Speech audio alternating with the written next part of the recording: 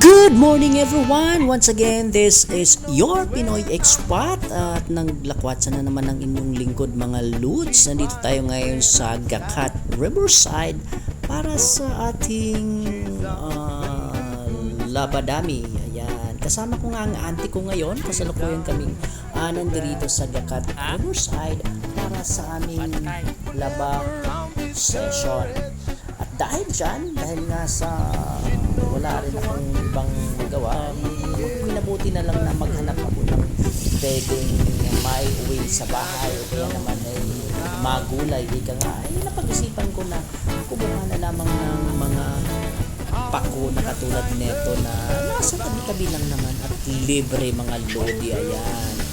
Dahil ito napakasarap gawing salad mga lodi. Ayan. Kaya naisipan kong mamitas na lang dito dahil napakarami nga nito sa tabing ilog mga lodi.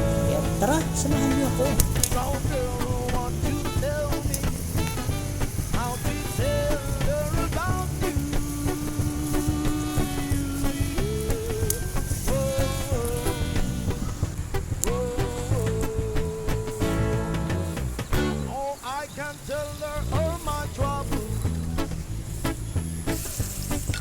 Yung pako, ayan, sino mga nakakaalam nito?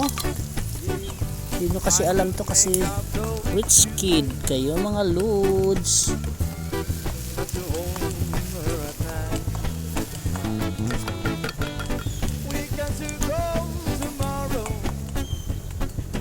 Rich kid kasi kayo.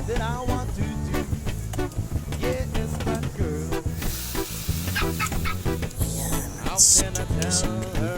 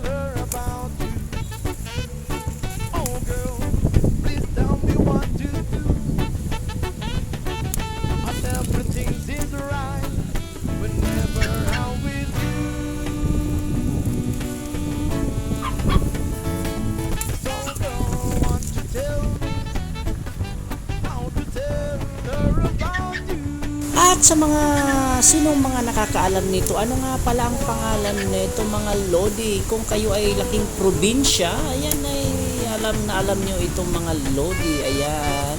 Kung kayo ay rich kid, ay talaga namang hindi nyo ito alam, ayan. Paki-comment lang po ang pangalan nito mga Lodi sa aking comment section.